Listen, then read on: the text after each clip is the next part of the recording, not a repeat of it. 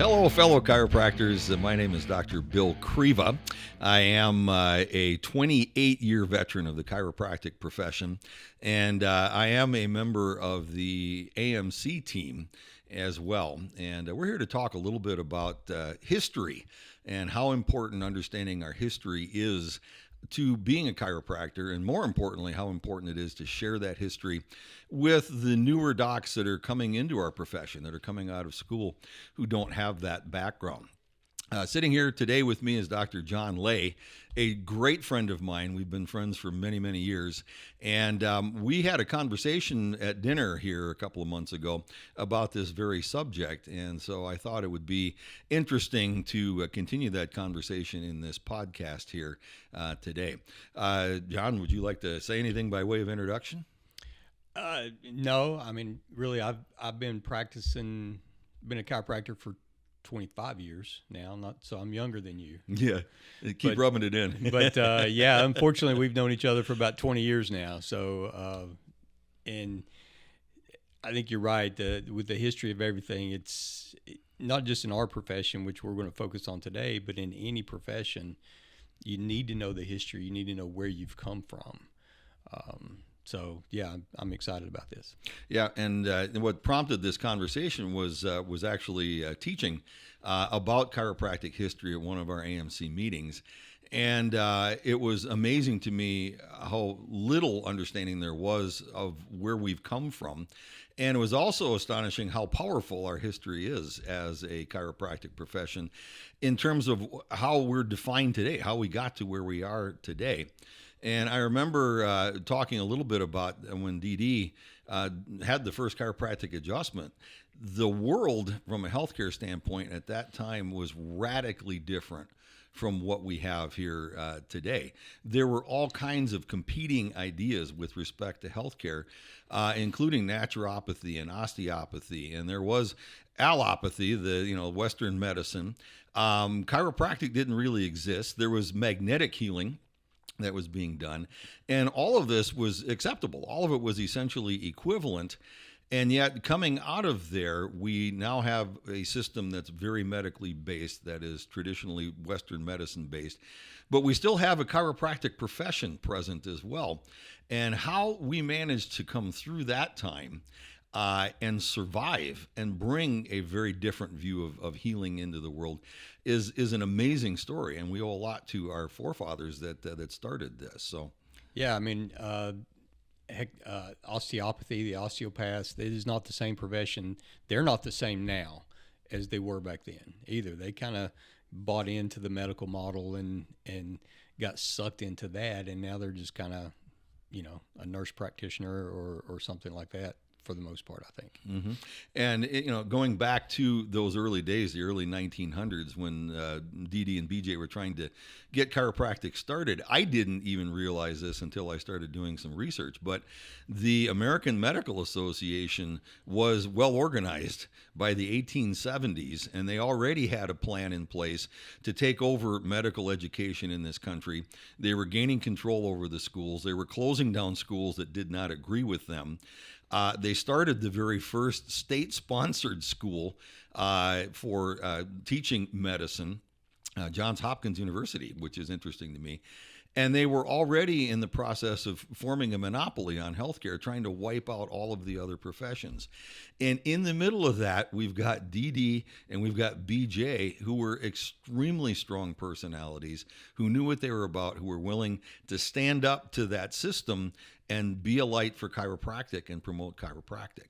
Well, if you remember, I know you remember the story, but Dr. Mayo's wife had a knee problem and could not get any help for it. They traveled to Europe. They saw the best medical doctors they could. Finally, they end up in Davenport to see BJ. And BJ takes an x-ray of her low back while Dr. Mayo's arguing with him the whole time. And I forget, BJ's got his way with words and stuff like that, and I forget exactly what it was he said, but basically he said, look, we got two strong personalities here. You came to see me. We're going to do this my way. Everybody else has looked at her knee, and it's still not working. Let's do this. And she got so much help from him that Mayo Clinic started referring a bunch of people to BJ until the AMA stepped in and essentially forced Dr. Mayo to quit sending anybody to him, at least outwardly. Yeah, and the AMA was definitely on the attack mode right from the very beginning. Yeah. In the early days, and I'm going to go two different directions with this, it was fascinating. BJ did not want to have doctors of chiropractic licensed because he didn't want to have any government control over the chiropractic profession, any other entity being able to tell chiropractors what to do. But what the AMA had done is establish licensing requirements nationwide for the medical doctors. And then they started prosecuting chiropractors at that time for practicing medicine without a license. And so, again, aggressive attack mode. And BJ, is going, well, we need to be able to stand up to this and stand on our own 2 feet. And so while we've got docs sitting in jail for the right to practice chiropractic, BJ said, we've got to go do some licensure, and started working on that. Yeah, it was, of course, everything, and part of the history too, and this is, I'm sure that you cover this, but all this leads up until we get into the 70s when they start coming out with the, what did they call that? The packet where they were, chiropractors ended up suing the AMA over this. Oh yeah, the Wilkes suit. Yes, thank you.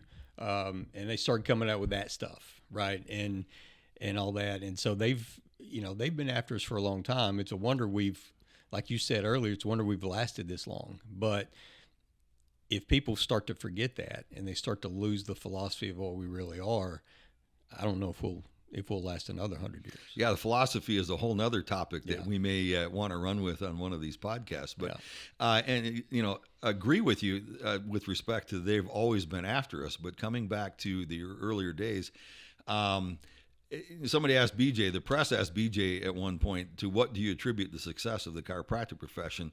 He said results. One word, results.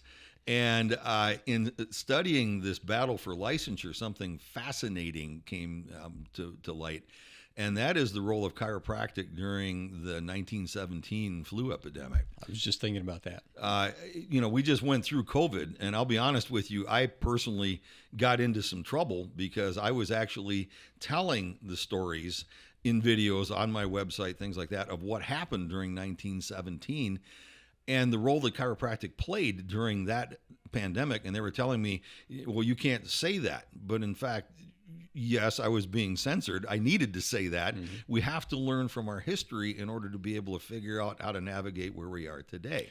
Yeah, wasn't it? And I'm sure you know the numbers probably, but the people that saw chiropractors during that pandemic, the ones who were actually sent to chiropractors by the medical profession were the ones that they had given up for dead, and they had a better success rate with the ones given up for dead than the medical profession was having with the healthy Spanish flu. Yeah, absolutely. And that's the thing. They took the worst of the worst, the ones that they said there's nothing else we can do for them, and the chiropractors got them well. Yeah. And the thing, and this is what really frosted me during COVID, is this is all government data. Yeah. The governments collected the data, the number of illnesses, the number of cases, the number of deaths. They had all of this in their official records and archives. You can't argue with the numbers, their official statistics. Mm-hmm. And they showed that chiropractors were tremendously more effective in helping people with the Spanish flu in 1917 than the medical doctors. The death rates for chiropractors were like 1/10 of what the medical doctors were experiencing. And the reason that's relevant is we were just talking about the licensing efforts that chiropractic was going through. There was a lot of back pressure from the AMA. They were lobbying, and they had very strong lobbying presence in the state legislatures, and chiropractors weren't getting licensed. They weren't able to get the legislation passed. And after 1917, all of this information on the effectiveness of chiropractic came out, and bang, one right after another, states started passing chiropractic licensure laws, and including my home state of Minnesota. They passed that law right after that flu epidemic, where it had been vetoed by the governor before the flu epidemic. So long story short, if we don't understand our history, we don't know how to navigate where we are today.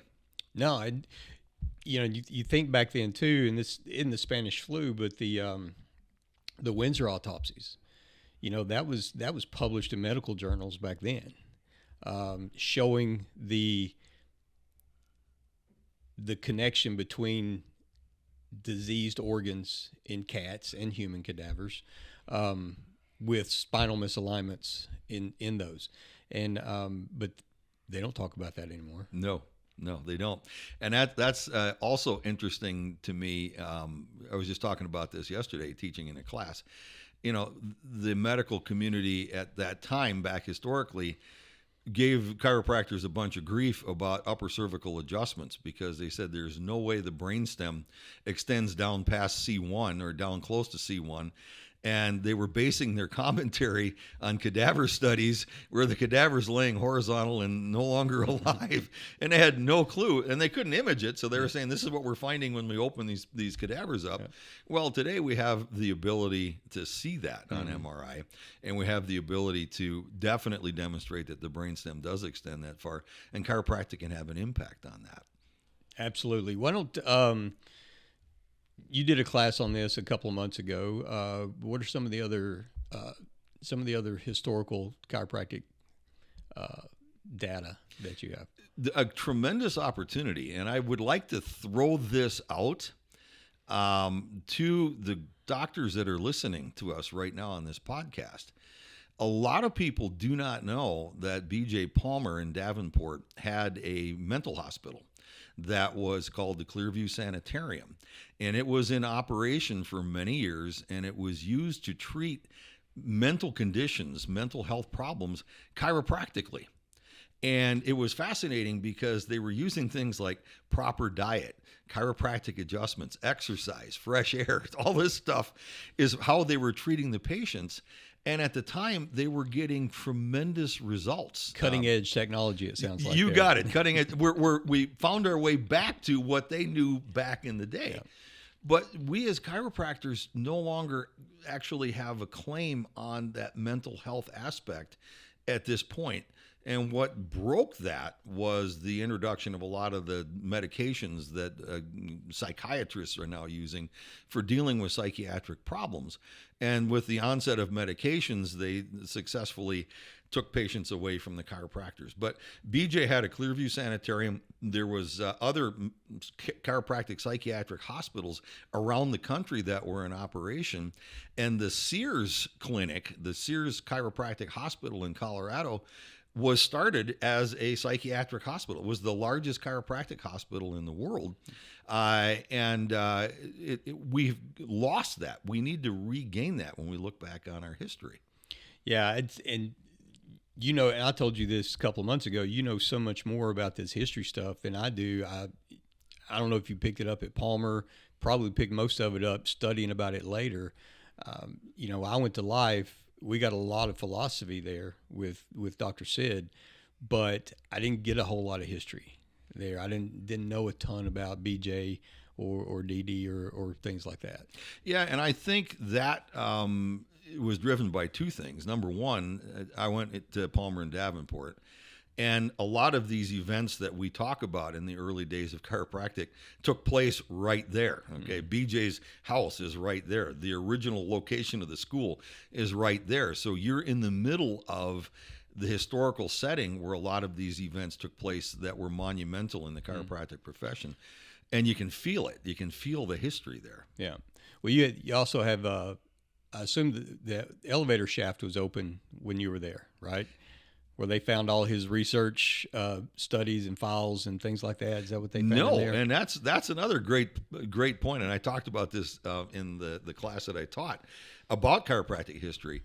There was a rumor when I was at school in Davenport that there was an old elevator shaft that they had closed up, and that they had put a bunch of BJ's old records and files, including records from the Clearview Sanitarium, in the elevator shaft.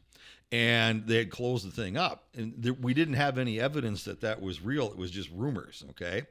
And I was back to Palmer this last fall, and they did a remodel on the building that old elevator shaft was in. And yes, they, in fact, when they opened the wall, found the shaft, and they found all this material. Some of it was destroyed because it was waterlogged. But here's a really cool thing. They put a glass front on the elevator door on that shaft. They're using it again as an elevator. And when the elevator's not on that floor, you can look through the glass door and see the epigrams that BJ had written on the inside of the elevator shaft back in the day. He covered the school. Most chiropractors probably have heard of epigrams and know about it, but literally these are the original epigrams that BJ put in the old elevator shaft, because those elevators were open cages and you could see the walls as you were going by, so you could read the epigrams. It was hysterical. That's funny. We had them all over life on wooden plaques, and I assume Dr. Williams had taken them from BJ and then put them on these little wooden plaques, and they were all over life. So he tried to carry that from Davenport down to Atlanta for sure. Never been to another school, so I don't know if they have them there. But yeah, I don't know if they do either. I know I've not seen them at Northwestern, which is in where I'm living in Minnesota at this point. But they're still there. It's amazing to see. They are the original ones. They would have not been repainted or anything like that. They were in the shaft. That's cool. I'd like to see some of that research stuff too. Yeah, and I'd like to get my hands on that. I don't know who actually has that at this point. I know they've got it, and I'm sure they've got it in the archives at Palmer someplace. But again, hidden in that information is historical insight into what was being done in our profession in those days. And there are messages there, information there that we can bring to today and perhaps apply to what we do as chiropractors in our current practices, if we could just dig it out. You got to remember who you are, right? We got a lot of kids coming out of school these days, graduating, essentially being taught that they're pain management. And they're really learning in school how to refer out, not how to see somebody. And that is not what this profession was ever supposed to be about. And you brought up, Rona back in 2020, the offices that we worked with that thrived and actually grew through that are the offices that knew who they were. They were strong philosophically and knew why they had become chiropractors, and knew that they were a healthcare professional and they were the best option to keep these people well as they're going through there. Those offices did great. The offices that, thought they were here to fix a crick in the neck or get rid of a headache, they struggled. Yeah. And 100% agree with that. And with our office during that whole period of time, that was the inspiration and the fire that we actually grew our practice during COVID. And the reason was I was inspired by my knowledge and understanding of what had taken place in 1917. And I knew what chiropractic had done at that time with the flu epidemic. And I saw very similar circumstances repeating themselves, obviously during the COVID. And long story short, we stayed open and we were telling the story about what chiropractic can do with confidence, because it had been done before, and people were responding to that, and they were coming in droves to get a natural approach to trying to stay healthy, and that was a value to folks at that point. Yeah, and it was probably the same in Minnesota, but there was a doc I worked with who's in Texas, and the Texas State Board was telling chiropractors down there, you can't tell them that you can help their immune system with this. And of course, this doc was like, I'm going to tell them anyway. Right. But, that's kind of the weak leadership that we have infiltrating some of this stuff because of what they're not learning in the schools nowadays. What do you think, Dr. Kriva, with the history and stuff that you've studied, what why do you think it's important that chiropractors learn that, know that, and how can it help them in their practice? Really great. First of all, we need to understand what we can do. A little aside, when I was going through chiropractic school, I studied the Gonstead technique.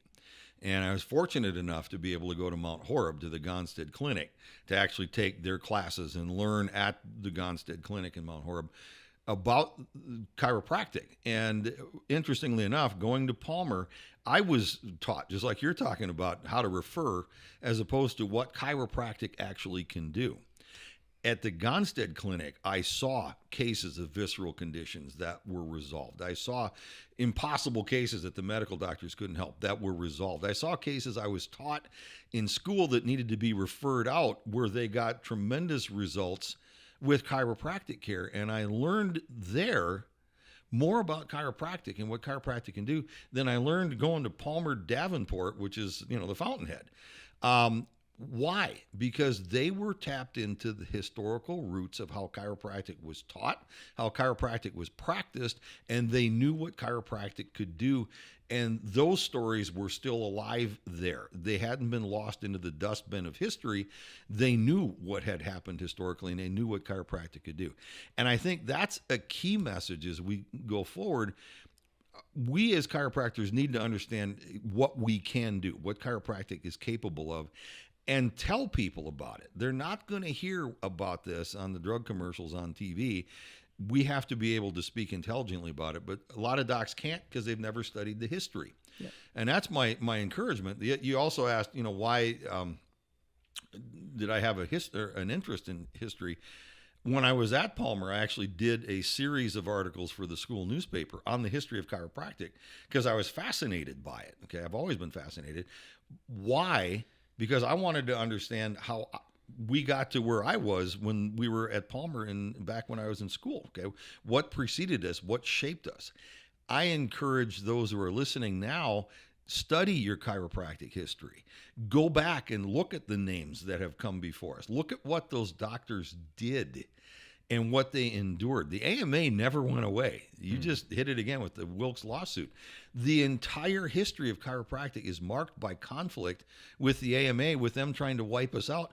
And the only reason we're still here is because we had some really, really strong chiropractors with strong foundations, strong historical understanding, strong philosophical underpinnings that allowed them to survive that onslaught. Yeah, and they were brave enough to get out and speak their case, speak their mind, and fight. And I think that's one of the biggest keys is even if you know the chiropractic philosophy, but you don't talk about it in your office, you're doing a disservice to your public and to your practice, because if we don't tell anybody, who is? An example I thought of while you were talking there, and it's about just knowing history. Nowadays you've got people who don't really know NBA history, who think this idiot LeBron James is the best basketball player that's ever lived, when everybody knows that it's Michael Jordan that goes back. So it's the same thing. If all you know is from the time you were born to now, you're losing a lot of knowledge in there. Amen. And there's another aspect of chiropractic history that I shared in the class that is fascinating to me. And a lot of people don't know this within the profession. They know BJ was the developer. That's it. A lot of people don't know that BJ actually was an expert in radio broadcasting and in marketing over the airwaves, marketing through the radio. BJ had a radio station in Davenport, Iowa that was parked right across the street from the school, WOC radio. And World of Chiropractic is how it became known. And he had another radio station in Des Moines, Iowa called WHO, with hands only is where that name came from. And long story short, he used those platforms to broadcast the news about chiropractic, to promote chiropractic, to get it out into the masses. He would tell stories. He would tell travel logs. He talked about chiropractic. He promoted chiropractic. That was the whole purpose for getting into the radio in the first place. Mm-hmm. we've lost an element of that as well at this point in terms of our ability to go out and share that information, tell people about chiropractic. BJ was way ahead of the curve historically when he was doing that. Yeah. And this is a squirrel moment for me, but I seem to think that, didn't we have a former president who was actually on one of those radio stations? It's not a squirrel moment. It's right on. Ronald Reagan actually worked for B.J. Palmer at WOC Radio in Davenport, Iowa. And the story, we're going to go there. We're having a little history trivia. Is Reagan did live broadcasts of baseball games. But he wasn't actually at the baseball game. He had a ticker tape that was giving the play-by-play of what was going on. Then he would read the ticker tape and then pretend he was at the game and go through the play-by-play on the air. And that's how he got started with his acting career, working for B.J. Palmer in Davenport, Iowa at B.J.'s radio station. Your first ever broadcast delay there. Yes, that's it. So it's true. But again, think about this, okay, coming back to the point of the greats that have gone before us. Think about the impact that he had. Those radio stations had nationwide reach at night. They were extremely powerful. They could cover the entire country. Think about people like B.J. Palmer. Think about Sid Williams and what he did with Life. And think about Dr. Owen, who's the founder of AMC. These folks that went before us that were tremendous chiropractors, rooted in their understanding of what we can do as chiropractors, what the possibilities are, and the impact on the millions of lives that they've had. We have a responsibility today as we go forward to understand our roots, to put our feet down into those roots so we've got a solid underpinning, and then be able to take what we've learned historically and broadcast it into the future. That's the whole point. And that's my encouragement to the young chiropractors. Learn this stuff. Go back and understand the roots of what you're doing and why. And then be able to share that with other chiropractors going forward. And then hopefully we'll have our own Joe Rogan to get developed. That would be awesome. and get, because I think podcasts or something else that's going to come up in the future has replaced radio. But if we could get somebody to start getting a large enough following where we can continue the message out to everybody. I would love to see it. Love to see it. In the meantime, each and every one of us as chiropractors have an obligation to share the message where we are to the best of our ability and not forget our history and actually continue walking in the footsteps of the greats that have come before us. Any other thoughts that you have today? I think that's it for me, Doc. I appreciate it. Dr. Lay, thank you so much for being here today. It's been a joy. It's always fun talking with you about this kind of stuff. Yeah. And I hope that you've gotten some interesting insights from this podcast here this time around. And we'll look forward to spending some more time with you again in the future. For now, I'm Dr. Bill Kriva, and hope you guys are blessed in your practice. Go out and touch some lives.